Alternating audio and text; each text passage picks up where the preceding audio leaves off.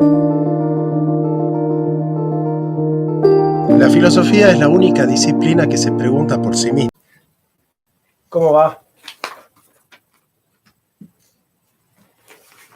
Bueno,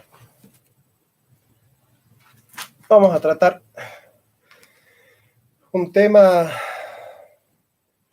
que ha tratado muchos filósofos en realidad. Lo trató Heráclito, lo trató Platón, Aristóteles, San Agustín. De alguna manera se trató también en la Edad Media. Y bueno, el filósofo que más ha hecho hincapié en esta temática y ha desarrollado una teoría, ¿no? Es Henri Bergson, ¿no? Henri Bergson, que es bueno, es el gran teórico sobre esta temática. Pero vamos a empezar, porque esto es un estudio, haciendo un abordaje hebreo, que es el primer abordaje que se hace sobre la risa en el Antiguo Testamento. En el Antiguo Testamento se establece una diferencia entre dos formas de risa. En la lengua hebrea hay dos palabras distintas. Sakaj, que significa risa feliz, risa desenfrenada, pero de alegría, ¿sí? Y Iaj, o Isaj, que es risa burlona, risa denigrante, ¿no? Una risa perturbadoramente burlona, digamos. Isaac o Isaac.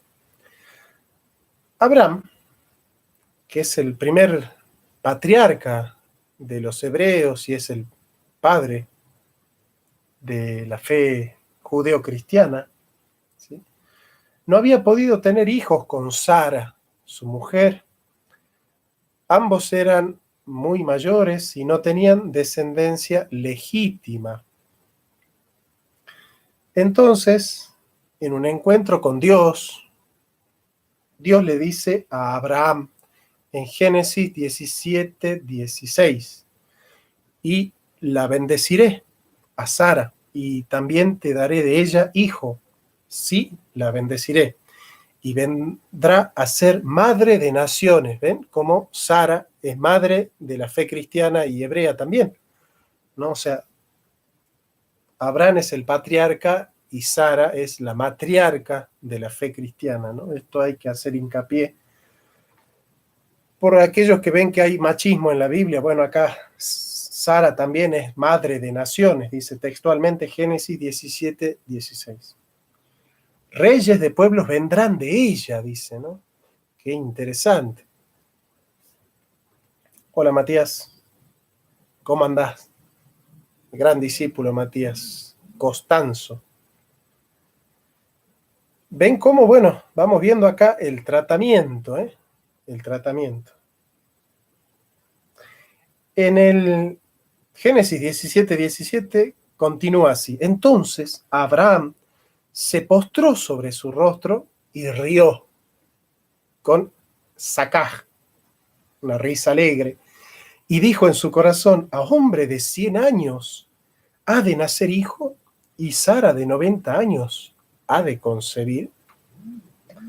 En 17:19 Dios le responde: ciertamente darás a luz un hijo y llamarás su nombre Isaac, y confirmaré mi pacto con él como pacto perpetuo para sus descendientes después de él.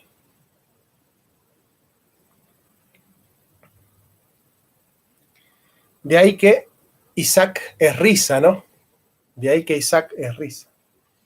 Posteriormente se encontraba Abraham junto a Dios y a 3 varones que estaban junto a él, y en Génesis 18:9 y siguientes le dijeron, estos varones que son epifanías de Dios, ¿no? Son 3 por la Trinidad, seguramente. ¿Dónde está Sara, tu mujer? Y él respondió, aquí en la tienda. Luego habló Dios, entonces dijo: de cierto volveré a ti, y según el tiempo de la vida, he aquí que Sara tu mujer tendrá un hijo. Y Sara escuchaba a la puerta de la tienda que estaba detrás de él. Y Abraham y Sara eran viejos de edad avanzada, y a Sara le había cesado ya la costumbre de las mujeres, la menstruación. Se rió pues Sara entre sí, diciendo: después que envejecido tendré deleite, siendo ya mi señor viejo. Entonces Yahvé dijo a Abraham: ¿por qué se ha reído Sara, diciendo, reído con Isaac, con la risa burlona, diciendo: ¿será cierto que he de dar a luz siendo ya vieja? ¿Hay para Dios cosa difícil? Al tiempo señalado volveré a ti, y según el tiempo de la vida, Sara tendrá un hijo. Entonces Sara negó, diciendo: no me reí, porque tenía miedo. Y él dijo: no es así, sino que te has reído.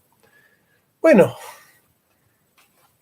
Abraham es el padre de la fe, Isaac es el segundo patriarca, y tiene que ver con la risa. ¿Por qué tiene que ver con la risa? Efectivamente, porque la fe es locura para el que se pierde. Y solo desde el ambiente de la fe se puede hacer racional o razonable la fe, ¿no? Creo para entender, dice San Agustín. Pero efectivamente un pagano, alguien que no tiene fe en Dios, escucha las promesas de Dios y lo único que puede hacer es burlarse de Dios. Lo único que puede hacer es reírse de Dios, ¿no? Esto es para aquellos que quieren hacer de la fe cristiana algo totalmente racional. Bueno, ahí está, ¿no? Vamos a volver sobre esto, ¿no? Pero dando un pasito más, vamos a los presocráticos. Vamos a los presocráticos. Yo sé que a vos, Matías, los presocráticos te gustan mucho, ¿no? Bueno, ¿qué dicen sobre la risa los presocráticos? Heráclito, por ejemplo, dice: no conviene ser tan ridículo hasta que tú mismo parezcas ridículo. Es decir, ser ridículo es ser ridículo cuando uno parece ridículo, ¿no? Ser ridículo sin parecer ridículo no es ser ridículo. Entonces, es bueno ser ridículo cuando se parece ridículo. Aristóteles en la Ética tiene una concepción positiva de la risa. ¿Y por qué rescato esto de positiva? Porque Platón tiene una concepción negativa de la risa. Si me acompañan, en la República 388E, 388E y 389A, Platón en la República dice: creando la atmósfera de la comunidad organizada que busca Platón, es decir, de el ordenancismo de la República, en la cual Platón se mete con cómo se cuentan los cuentos, qué mitos se pueden contar, qué mitos no se pueden contar, qué canciones, qué música se puede tocar, qué música no se puede tocar, cómo se debe contar el mito, si en primera persona, en tercera persona, la música, qué clase de música hay que tocar. Platón se mete con todo. Es el capítulo 3 de la República de Platón, es el capítulo apolíneo. Es el capítulo que más ha leído Nietzsche sobre Platón y es el que le lleva a Nietzsche, porque Apolo, en el libro 3 de la República, es invocado en Platón 14 veces. 14 veces aparece Apolo en el capítulo 3. De ahí que para Nietzsche funda Occidente, el libro 3 de la República de Platón. Y para Karl Popper, Platón es el padre de los totalitarismos modernos, justamente por el ordenancismo que plantea Platón, tan rígido, ¿no? Tan totalitario, y evidentemente totalitario en algunas cosas.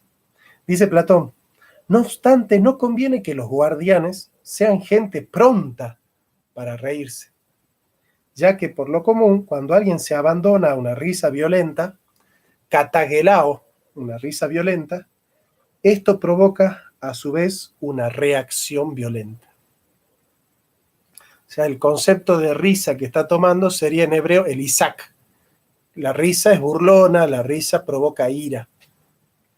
Por consiguiente, es inaceptable que se presente a hombres de valía dominados por la risa, y mucho menos si se trata de dioses.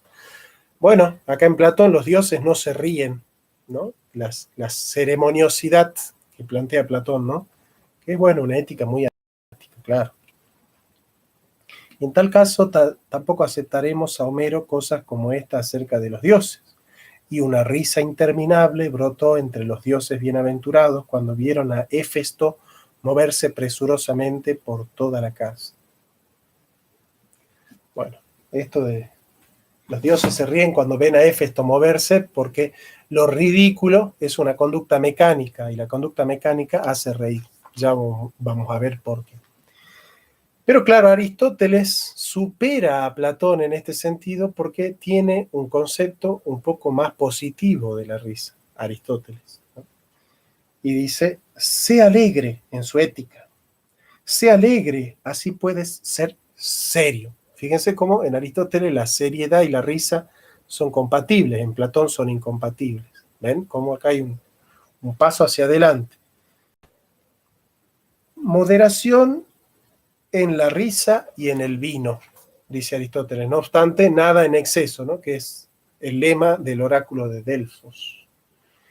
Entonces tenemos, claro, en los griegos estaba la risa buena y feliz, que para los hebreos era sakaj.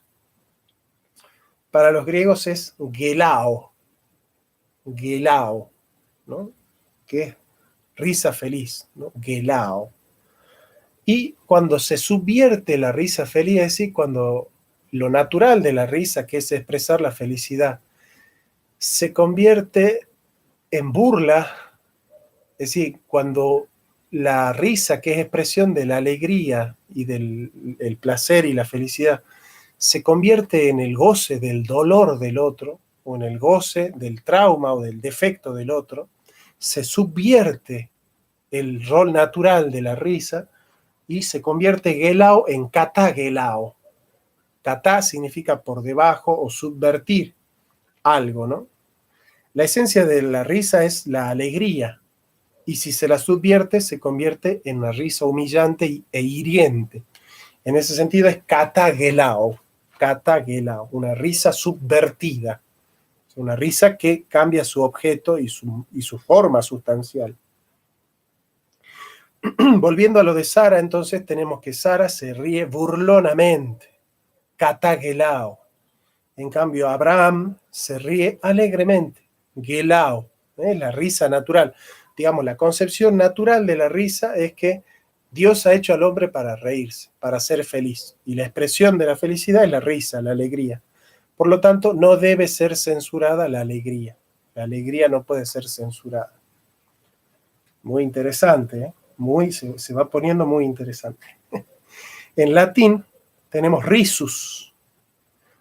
Risus es la risa normal, la risa que... ¿Cómo distinguirías alegría de risa? Bueno, la alegría es un sentimiento, un estado de ánimo. La risa es la expresión fenoménica y muscular de la alegría. La alegría es una disposición interna, la risa es una fenomenización externa. Risus es la expresión de la risa, ¿no? Lo que sería la gelao. Pero como katagelao es una risa por debajo, subvertida, subrisus o subridere o subrisus, de ahí viene sonrisa, viene de subrisus, es reírse para adentro. Es decir, si yo acabo de definir la risa como una expresión hacia afuera de una disposición interna que es la alegría, la subrisus es la sonrisa que no se fenomeniza. ¿Cómo es que se fenomeniza una risa alegre? Con sonido. Se expresa, se fenomeniza con sonido. Una subrisus es una risa que no emite sonido.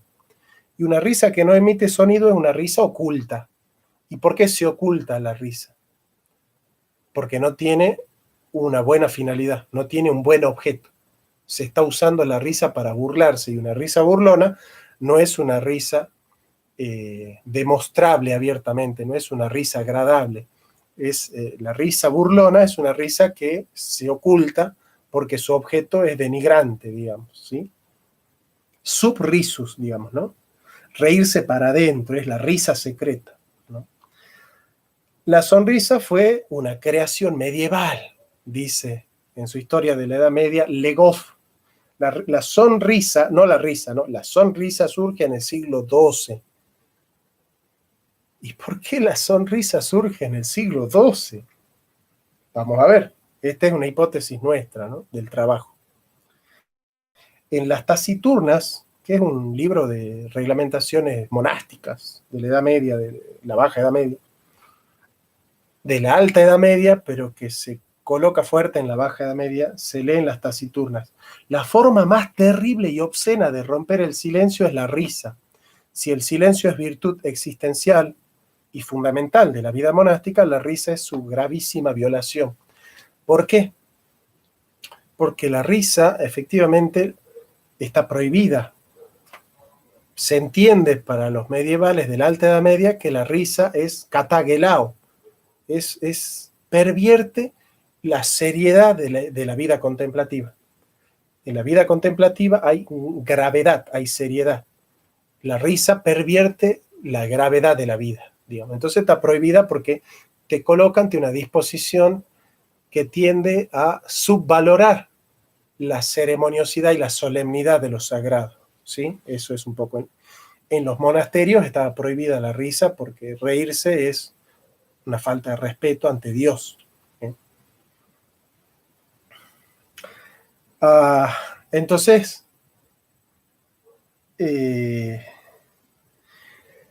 yo me río, es una disposición epifenoménica en continuidad con la alegría.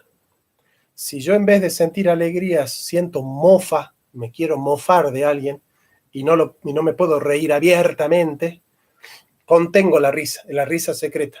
Y acá surge un fenómeno social muy interesante que es la carcajada. La subridere es también carcajada. ¿Por qué? Porque cuando yo me río y de algo que me causa gracia, pero que a la vez ofende a otro, yo no me puedo reír abiertamente. Me censuro la risa. Cuando yo me censuro la risa en un monasterio, por ejemplo, algo me causa gracia, que si alguien está lavando el piso y se resbala y se cae, yo me quiero reír y no puedo porque es el prior, por ejemplo, se cayó el prior de la orden, y yo no me puedo reír. Entonces, me tapo la boca y la risa me vence y prorrumpe la risa. Y cuando la risa prorrumpe, ¿qué es lo que sucede? La carcajada, que es ese fenómeno de la risa que prorrumpe es la carcajada. La carcajada es maligna y tienen razón. ¿Por qué es maligna? Porque es una risa que se contiene. ¿Quién contiene la risa? Aquel que se ríe de algo que no se debe reír. Entonces, la carcajada es mal vista en la Edad Media. Para San Benito en el siglo XI, la risa es lo contrario a la humildad. ¿Por qué? Porque el que se ríe se burla del defecto del otro. Ya no es la violación del silencio, sino la violación de la humildad. Se ríe el orgulloso, el soberbio, dice Bergson.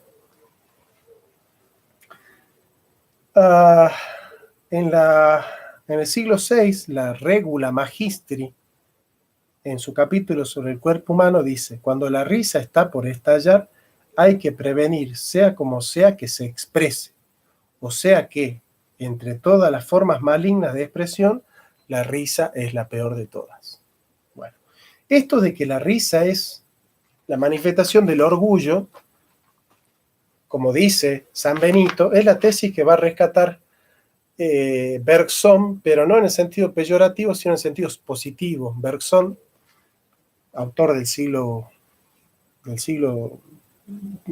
XIX, pero sobre todo nació en el XIX, del XX.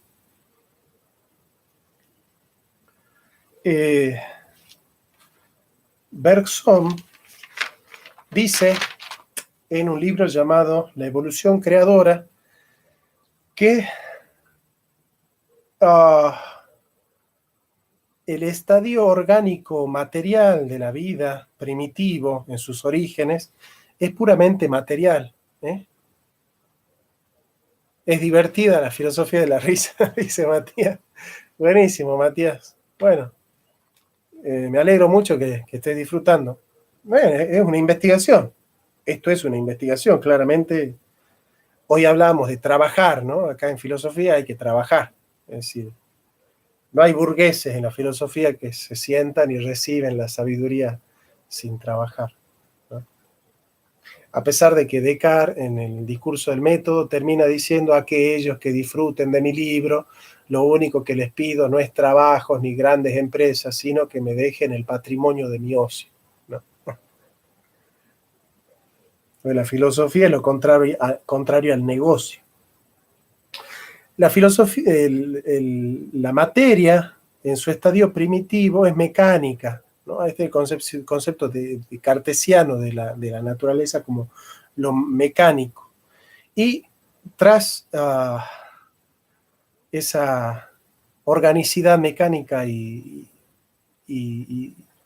simple, la materia se va complejizando y se va haciendo cada vez más sutil, creando el ambiente de lo espiritual. Lo espiritual es aquello, esa dimensión humana tan sutil y tan compleja que puede ser libre de la mecanicidad de la materia. Esto es importante entender en Bergson. Para Bergson, lo espiritual es el estadio donde el hombre puede ser libre de las dimensiones mecánicas de la naturaleza. Lo espiritual es lo libre, lo natural es lo no libre. Bueno, en este sentido sigue la postura de Hegel y la de Descartes, el concepto moderno de naturaleza como la no libertad. La naturaleza es la no libertad. O como dice Hegel, espíritu inconsciente. Lo espiritual nos hace más libres y menos mecánicos. Los animales no racionales son más mecánicos. Hay que ser lo más libre y lo menos mecánico posible, dice Bergson. Y para ser menos mecánico hay que ser más espiritual. Y para ser más espiritual hay que ser más racional, ¿no? Entonces él dice, la rigidez constituye lo cómico y la risa su castigo. Por ejemplo, ustedes van a ver cómo Chaplin en los temps moderns, los tiempos modernos, él trabaja ajustando tuercas y llega a su casa con la mano de esta suerte porque quedó mecanizado, ¿no? Quedó alienado. Entonces, la tesis de Bergson es que la sociedad inventó la risa para censurar y castigar los furcios, lo previsible y mecánico de la vida, o sea, los momentos no libres de la vida. Los no racionales. Entonces, ¿qué hace? Cuando algo es gracioso, cuando alguien hace algo previsible, algo que uno sabe que va a hacer. Cuando nosotros decimos, yo sé que este va a llegar y va a decir esto, va a decir esto y va a decir lo otro, y cuando vos ves que lo hace, que lo dice, te causa gracia lo mecánico. Lo mecánico es que la vida del hombre está siendo determinada, ¿no? Como dice Lacan, el Wiederholungswahn, la compulsión a la repetición es graciosa. Sabemos lo que va a hacer alguien, ¿sí? La ruptura de lo previsible, cuando alguien rompe con algo establecido, también es gracioso, ¿sí? O sea, es gracioso lo mecánico y lo que rompe lo mecánico. Por eso una cosa es la risa que causa lo mecánico, donde nosotros castigamos el acto mecánico por ser primitivo, como diciendo, no, ese acto nos remite a lo mecánico, a lo primitivo de la vida. No has evolucionado. O sea, yo me río como diciendo, yo no cometo ese error mecánico porque yo soy más libre, más racional y he podido evolucionar. Yo no tengo esa conducta mecánica, por eso me causa risa, digamos.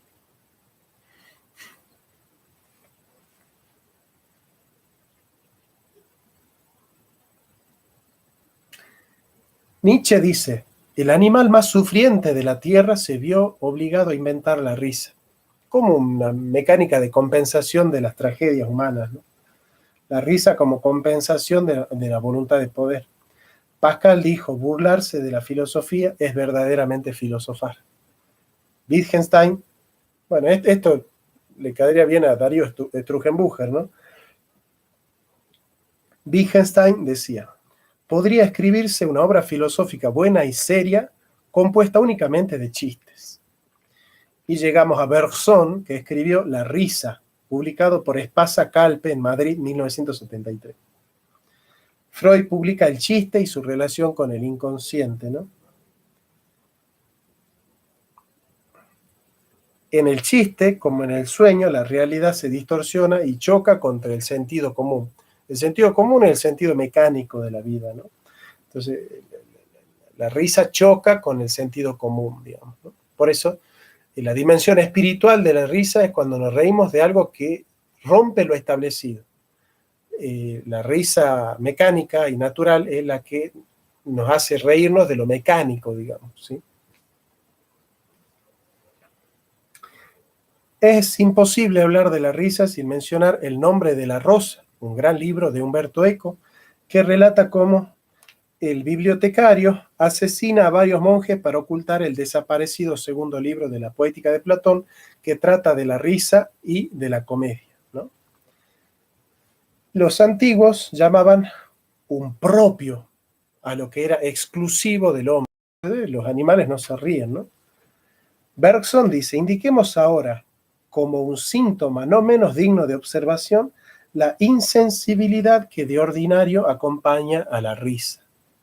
Parece que lo cómico solo puede producir su excitación en la condición de incidir en una faceta del alma muy quieta y tersa. La indiferencia es su medio natural.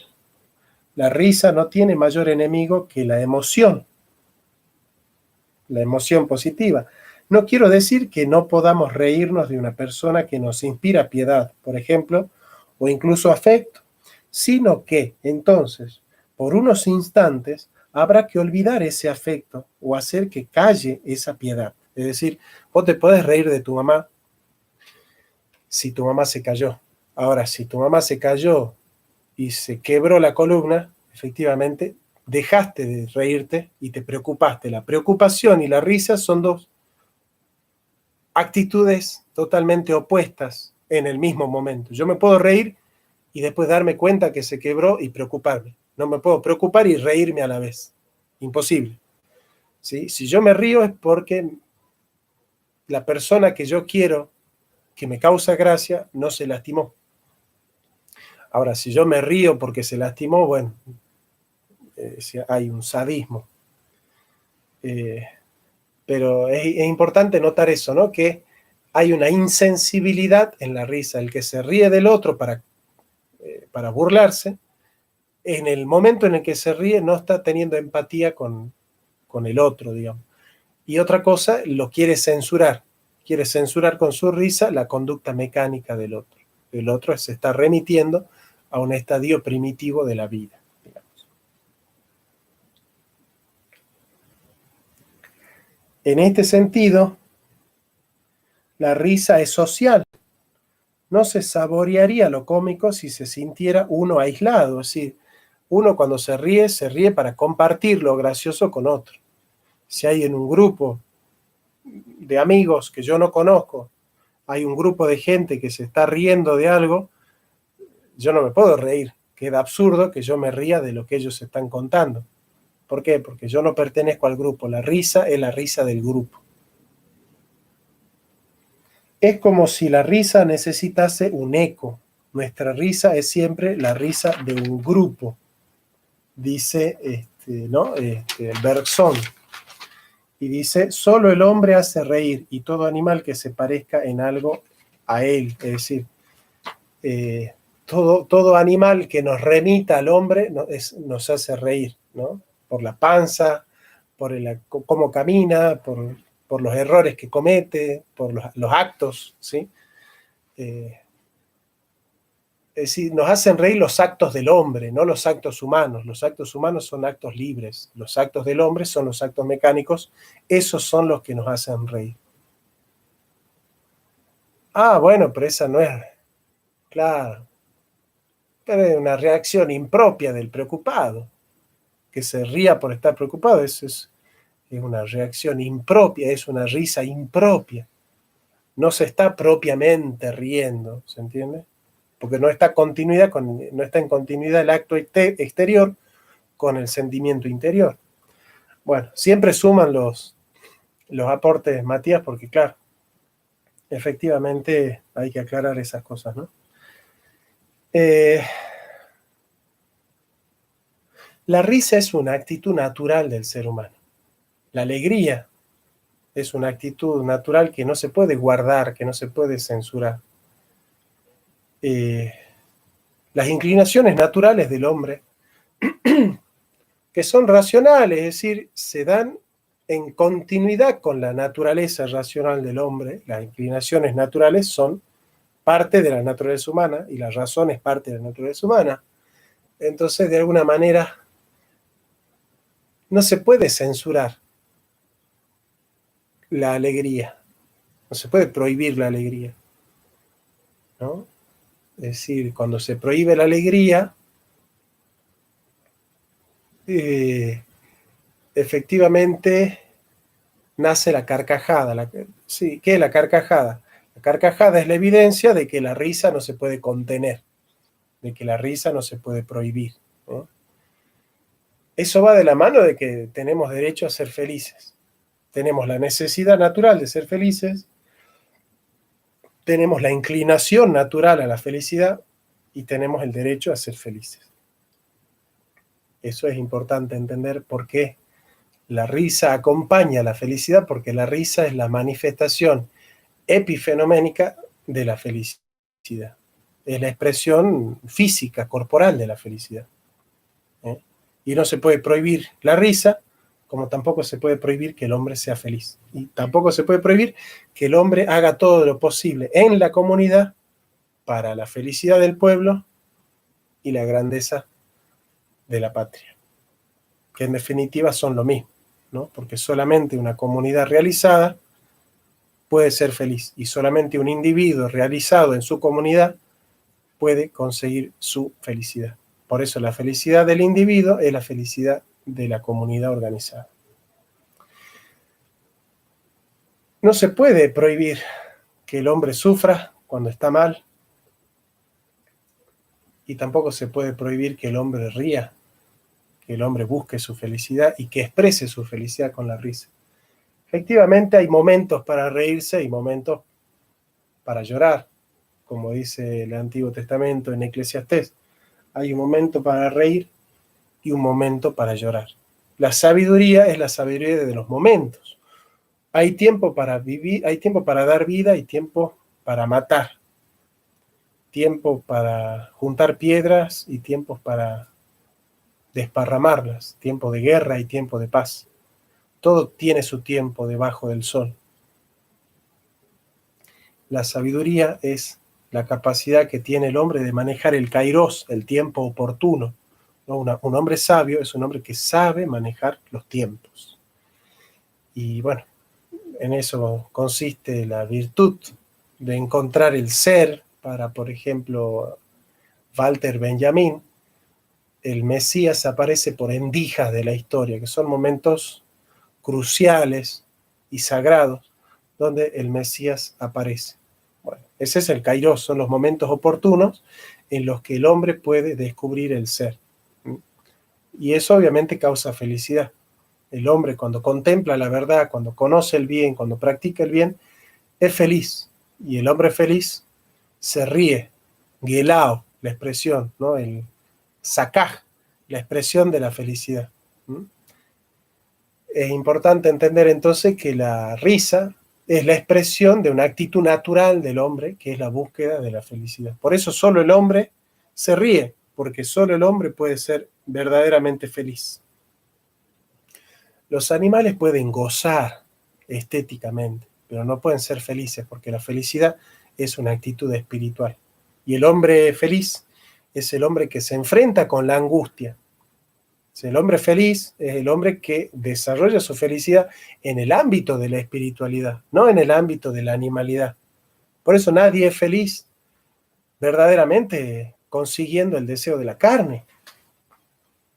La carne quiere dinero y placeres y poder. Nadie va a ser feliz teniendo más plata, más dinero y más poder. Nadie. Los deseos de la carne no hacen feliz al hombre, porque son deseos mecánicos. Solamente el estadio espiritual, que es el libre, es donde el hombre puede ser verdaderamente feliz. Libre de las inclinaciones carnales y mecánicas de la vida. En ese sentido, solo el hombre que se enfrenta con la angustia, porque el hombre que es el hombre es ese ser que se angustia, y es más profundamente hombre cuanto más profundamente se angustia. ¿Por qué el hombre se angustia? Porque su felicidad no es la del animal. El animal quiere comer, come, quiere defecar, defeca, quiere copular, copula, quiere dormir, duerme, quiere echarse, se echa. O sea, reaccionar ante la necesidad natural no hace feliz al hombre le hace feliz desarrollar una actividad espiritual. Entonces, el hombre que se enfrenta con la angustia de saber que se tiene que hacer a sí mismo, que se tiene que forjar a sí mismo una identidad, una personalidad en este mundo, y descubrir el sentido, y forjar el destino, y establecer el futuro, y crear la historia, y hacer la historia, y ordenar la polis. Bueno, todas esas cosas que al hombre lo angustian por su finitud y por saber que en el medio están sus decisiones, que pueden ser la mayoría de las veces desacertadas, el hombre se angustia. Y sobre todo se angustia porque su destino es la nada, y se desespera porque el hombre tiene que ser verdaderamente sí mismo y liberarse de la condena que es vivir una vida inauténtica, sin elegirse a sí mismo. Cuando el hombre se enfrenta con esa realidad que tiene que ser sí mismo, el self tiene que ser sí mismo, se angustia. Y un hombre que enfrenta esa angustia y la resuelve esa angustia con el sentido y con la identidad, puede ser verdaderamente feliz. Un hombre verdadero. Entonces, el hombre verdaderamente feliz es el hombre que sabe angustiarse. El hombre que sabe angustiarse vive la vida espiritual. Y solamente el hombre que vive la vida espiritual puede ser feliz, porque la felicidad es el estadio espiritual y libre de la vida humana. La felicidad es una inclinación natural, pero que no se colma en el acto natural, se colma en el acto espiritual. El acto espiritual también es natural, pero no es natural en el sentido de que es un sobreañadido de la naturaleza. Es algo que el hombre con su libertad de alguna manera construye, ¿sí? La felicidad viene dada en la naturaleza como sentido, pero viene en la vida espiritual y en la gracia como culminación, como cumplimiento de la promesa natural. En ese sentido, la vida espiritual es un complemento de la vida natural. Por eso Santo Tomás dice, gratia non destruit natura, sed supponit et elevat natura. La gracia no destruye la naturaleza, sino que la supone y la eleva. La gracia, que es la culminación de la felicidad del hombre, que es la contemplación de Dios, supone la naturaleza humana, que es la inclinación natural del hombre a la felicidad. Entonces la gracia supone que el hombre se inclina hacia la felicidad, y la gracia cumple la promesa de la inclinación natural. ¿Por qué? Porque solo en Dios podemos ser verdaderamente felices. Por eso Isaac es el patriarca de la fe junto con Abraham. ¿Por qué? Porque Isaac es la risa de Dios. La risa de Dios, que es la promesa de que todos los hombres que conozcan a Dios han de ser verdaderamente felices. Bueno, hasta acá llegamos. Que seamos todos felices.